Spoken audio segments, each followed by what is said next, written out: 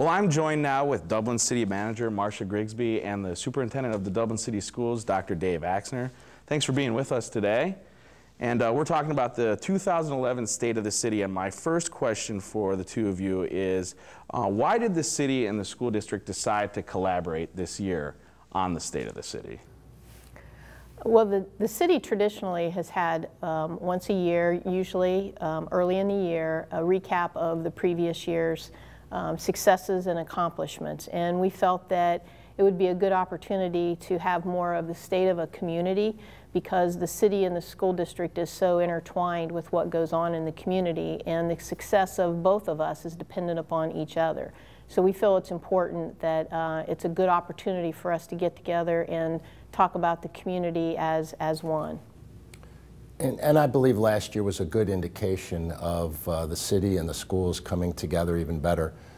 If you remember back to last year's event, we had an opportunity to really participate. We were in the video, and there were a few survey results that the city had done and received that had to do specifically with the school.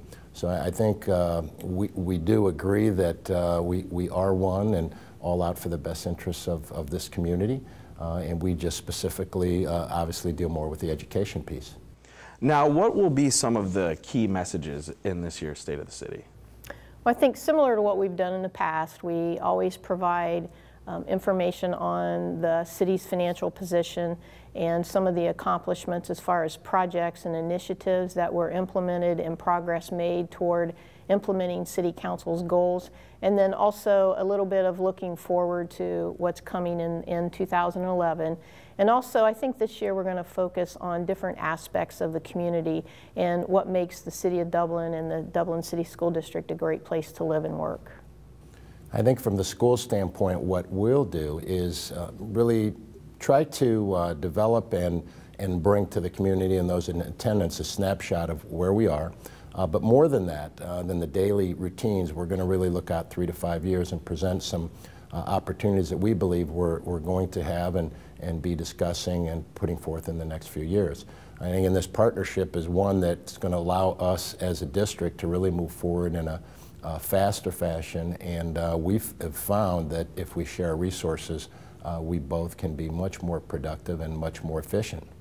Now, Marcia, you touched on this on your first answer, but one thing that makes a city a desirable community for people that are moving into the area or people maybe that are thinking about starting a business is that the city have a good school district.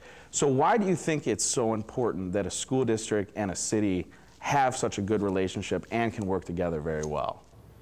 Well, I think one of the things that we learned early on in the City of Dublin is the partnership between the school district, the city, and also the township are critical to the overall community.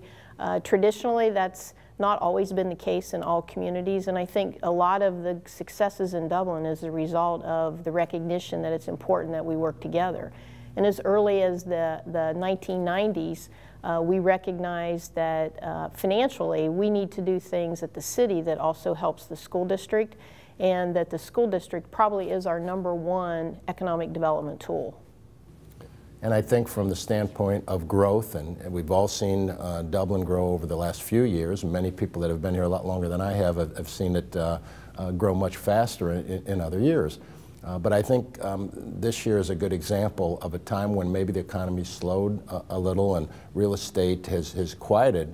We've picked up 300 students, and that's a pretty good percentage increase that we need to continue to look at, the things that we can do better, and again, efficiency, but also there's a reason that students and parents continue to come to this community.